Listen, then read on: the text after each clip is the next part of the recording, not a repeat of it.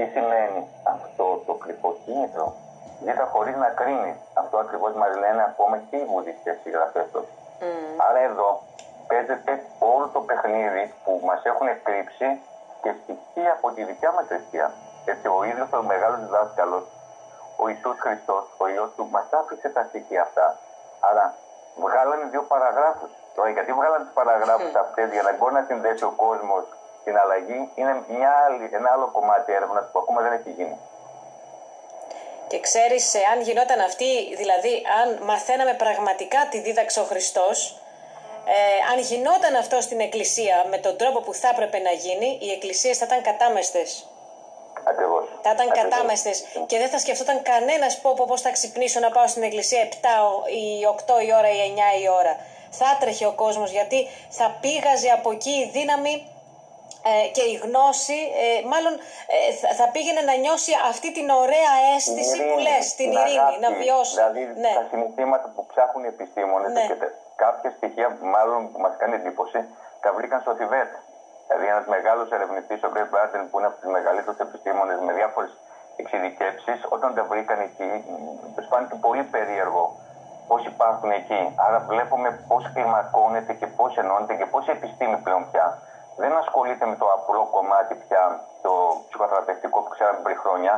Έρχεται να συνδέσει αυτό που λέγεται life coach, έτσι, γιατί είναι το εξελικτικό κομμάτι της επιστήμης στην Ευρώπη, στην Αμερική. Και έρχεται και συνδέει το κομμάτι αυτό με την καβαντική φυσική και με τη θρησκεία και μας δείχνει τη δύναμη που μας έχουν κρύψει.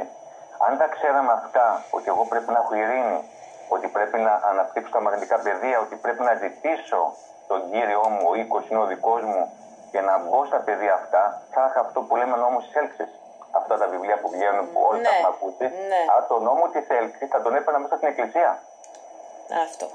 Δεν θα είχα το φόβο τον τύψιο, θα ήξερα πώς να μιλήσω στη θεϊκή δύναμη, πώς θα ανοίξω τον αριθμό, να το πω πολύ απλά, στον κόσμο του Θεού, ώστε με εικόνα, γι' αυτό μας αναφέρει συνέχεια στο κομμάτι αυτό το Ευαγγέλιο του Θωμά, όταν συνδέσεις το συναίσθημα, πρόσεξε, το συναίσθημα και την εικόνα της σου, και να μπω στα πεδία αυτά, θα είχα αυτό που λέμε νόμος της έλξης.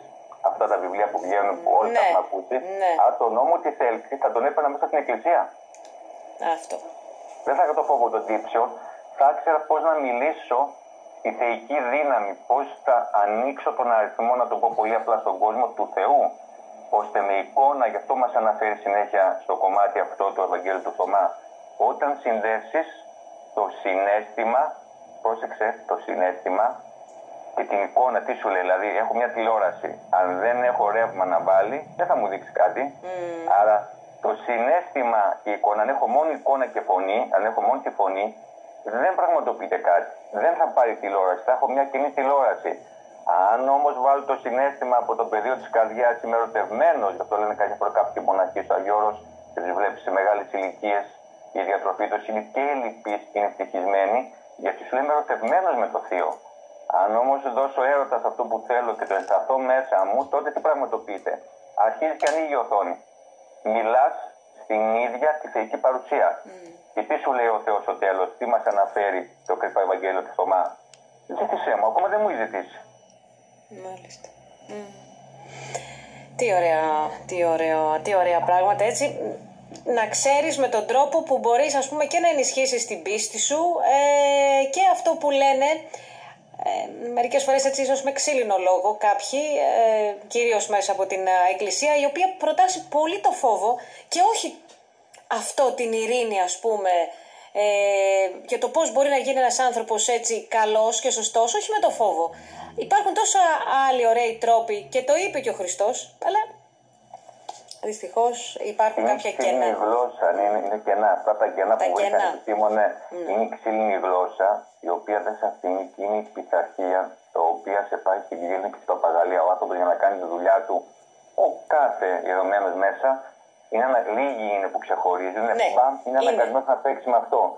Αν δεν αισθανθεί ο ίδιος αυτό που σου λέω και δεν εκπαιδευτεί πάνω εκεί, πώς να τα μεταδώσει κάτω στο κοινό του, πώς να ενθουσιάσει το κοινό? Γιατί αν μιλήσουμε ότι η ειρήνη και η αγάπη παίρνει ενθουσιασμό, αυτό που λέγανε και οι αρχαίοι, το ένθεο. Το ένθεο είναι η λέξη που διαχωρίζεται. Τι σημαίνει? Όταν είμαι ενθουσιασμένος, όπως η Ιουδία έχει σχολές ενθουσιασμού εκπαιδευτικούς πλέον την τελευταία δεκαετία, θέλω να μεταφέρω ενθουσιασμό στα παιδιά. Το ένθιο τι κάνει? Είναι ένα κομμάτι του Θεού μέσα μου. Αυτό είναι και ενθουσιασμός. Ο ένθεος. Ο Θεός. Ο Θεός. Ενθουσιάζω. Ο Θεός δεν είναι εκδικητής. Αχα, βέβαια. Και όμως δέστε πώς τον παρουσιάζουν ως εκδικητή. Και προκαλεί το φόβο. Δηλαδή ένας πρέπει να γίνει καλός επειδή φοβάται και όχι επειδή συνειδητά είναι αυτό που είναι. Ναι. Γιατί σε περιμένει κόλαση. Έχει πολύ δίκιο σε αυτό. Αυτά είναι τα ακραία επίπεδα και θα το πω έτσι. Τα μυθίματα που πούμε αλήθειες. Είναι τα ακραία επίπεδα. Πλέον έχουμε φτάσει. Και των φανατικών χριστιανών. Τα επίπεδα των λογικών χριστιανών της ορθόδοξης πίστης μας μέσα, δηλαδή των ανθρώπων, δεν είναι έτσι. Αυτό ψάχνουν. Αλλά τα άκρα είναι άκρα. Και τα άκρα είναι για να φέρουν φόβο και να ελέγχουν. Και τα άκρα πάντα μπαίνουν σε σύγκρουση. Δεν μπορούν να μπουν σε ειρήνη. Δεν μπορούν να μεταφέρουν αγάπη. Καταλαβαίνεις, μην μιλήσουμε για αυτό το κομμάτι τώρα. Αλλά εμείς θέλουμε τον παλμό. Ζήτα μου και θα λάβεις. Αλλά για να ζητήσεις για να λάβεις το κλειδί τι είναι? Ενεργοποίησε την εικόνα και το συναίσθημα. Κάνε πλάνο. Ζήτησέ μου αγάπη. Ανέβασε την κλίμακά σου στην ειρήνη. Δεν μιλάμε για τη θεία μας την ειρήνη. Καμιά φορά κάνω πλάκα όταν κάνουμε εκπαίδευση. Πρέπει να καταλάβεις τι είναι το συναίσθημα της ειρήνης. Έχει μια αίσθηση. Αν δεν το έχει νιώσει, Έλατε. πρέπει να παίξεις πώς παίζει ο πιανίστας, πώς παίζει ο κεσαράλ. Πρέπει να μάθεις τις νότες των συναισθημάτων. Οι πιο πολλοί φεύγουν από τη ζωή. Δουλεύουν, κάνουν και δεν έχουν νιώσει την κλίμακα των 22 συναισθημάτων. Ήταν λόγω του μεγάλου διδασκάλου μέσα τους με τα συναισθήματα. Δεν έχουν νιώσει αυτή, να το πω τη λέξη, οργανική συναισθηματική αλλαγή μέσα τους. Και δεν είναι ανάγκη, είναι να το νιώσει μέσα σου και μετά θα βρει και φίλους και καταστάσεις. Άρα φεύγουμε σχεδόν τυφλοί από αυτή τη ζωή. Χωρίς καν να την. Αυτό ακριβώς. Κάποιοι καταγράφουν ή κάνουν κάτι άλλο χωρίς να ζουν, χωρίς να νιώσουν, να βιώσουν την ουσία της ύπαρξης. Μέσα από αυτά τα συναισθήματα. Μπαίνουν σε ένα μαγκανοπήγαδο με δουλειά, σπίτι, σχολείο, ξέρω εγώ, οικογένεια, να σπουδάσω τα παιδιά, να πάρω σπίτι στα παιδιά, να πάρω αυτοκίνητο στα παιδιά. Αγωνία. Μία διαρκής αγωνία. Είναι αυτό ζωή? Όχι βέβαια. Και το βλέπεις. Βλέπεις τα τελευταία χρόνια ειδικά αυτό που συμβαίνει. Ναι. Βλέπεις αυτό που συμβαίνει και βλέπεις γύρω μας πόσο ο κόσμος χάνεται άδικα. Αν ξέραν την κλίμακα των συναισθημάτων και μέσα τους σφραγίζαν την αλλαγή και τη σύνδεση με την πίστη, με αυτό που μιλάμε, δεν θα είχαμε όλο αυτό το κομμάτι που βλέπουμε στην κοινωνία που το έχουμε συνηθίσει. Δηλαδή προηγουμένως μιλούσα με μια πελάτησα μου που έχει το μεγαλύτερο φροντιστήριο στην Αθήνα. Ναι. Και μου έλεγε: θέλω να σε καλέσω στην παρουσίαση του βιβλίου μου. Και έκλαιγε. Μου λέει: θέλω να σου μιλήσω, λέω να ξεσπάσω. Λέω: τι έχεις? Μου λέει: έχω χάσει πάνω από 7 μαθητές μου τα 2,5 χρόνια. Και ξέρεις τι, μιλάμε μικρά παιδιά τώρα. Από ηλικίες 8, τι σημαίνει αυτό? Αυτό σημαίνει ότι πια έχουμε αποδεχτεί και τους θανάτους γύρω μας. Απλά από το άγχος, από οτιδήποτε άλλο έχει γίνει, μην μπούμε τώρα στο κομμάτι αυτό. Ένας θάνατος μικρού παιδιού ή μικρών ηλικιών γινόταν παλιά πριν 8-9 χρόνια και το βγάλανε τις ειδήσεις. Άρα καταλαβαίνεις ότι πλέον έχουμε μπει στην απάθεια και ο άνθρωπος αυτό το 10% που περιμένουμε να ενεργοποιηθεί, έχει ενεργοποιηθεί ένα ποσοστό, αλλά δεν ενεργοποιηθεί σε αυτή τη νέα εξελικτική επιστήμη και την παράδοση, δεν θα αλλάξουν πολλά. Αλλά εγώ είμαι αισιόδοξος ότι ένα μεγάλο ποσοστό σε παγκόσμια κλίμακα, γι' αυτό έρχονται και αλλαγές, ή με τα εμβόλια, με τις αλήθειες που έχουν βγει, έχει ενεργοποιηθεί σε διάφορες κλίμακες. Άρα περιμένω ότι στα μέσα του 25 δηλαδή θα δούμε μεγάλες αλλαγές και προς το παιδικό κομμάτι. Πάντως το 23 ήταν μια πολύ δύσκολη χρονιά με πάρα πολλές απώλειες και συνεχίζονται δυστυχώς οι απώλειες ανθρώπων. Είναι δύο επίπεδα όμως. Το επίπεδο είναι η συναισθηματική κατάπτωση, όπως λέει ο Χόκκινς, κάτω από τους 200 κύκλους. Γιατί το συναίσθημα στην ουσία όταν πέφτουμε παίρνει την παθολογία ή ακόμα υπάρχει αυτό που λένε και οι Άγγλοι στη συμβουλευτική μας λέγουν ο θάνατος βουντού, πας στον καρδιολόγο, άλλος βγαίνει με τις εξετάσεις και βγαίνει απ' έξω, είναι πια η ακραία φραγή των συναισθημάτων που υπάρχει στο κενό και γίνεται αυτό το κομμάτι των άμεσων θανάτων που βλέπουμε, συν ότι άλλο έχει γίνει σαν επίπτωση από ό,τι άλλο έχει παρεμβεί πάνω μας, σαν πειραματικά εμβόλια που μαθαίνουμε τώρα ακριβώς τι συμβαίνει. Αλλά για μένα, αν ο άνθρωπος κρατήσει μια καλή ψυχολογία, μια καλή θετικοποίηση, να πω τη λέξη έτσι, πιστεύω ότι θα αρχίσει να βιώνει τις αλλαγές και μέσα από τη δυσκολία, Βασιλική μου, το 23 που δουλεύαμε ομάδες και το 22 που δουλεύαμε, ξεπεράσαμε πολλά εμπόδια. Εγώ σήμερα, ας πούμε, με αυτό που μου έδωσε στο κομμάτι της σύνδεσης που κάναμε μεταξύ μας, σου είπα λόγια από τα κρυφά Ευαγγέλια που ο κόσμος πρέπει να ψαχτεί, πρέπει να διαβάσει, πρέπει να μορφωθεί, όχι σαν καθηγητής, όχι σαν οτιδήποτε ειδικότητα έχει, σαν τεχνοκράτης, πρέπει να εκπαιδευτεί σε κύματα και σε γνώση που αφορά την ζωή, τη δικιά του, τη ζωή των φίλων του, των παιδιών του και την εξέλιξη την ίδια. Δεν είμαστε μορφωμένοι με την έννοια που έλεγε ο Σωκράτης, ποιος είναι ο μορφωμένος. Είμαστε μημαθείς. Ναι.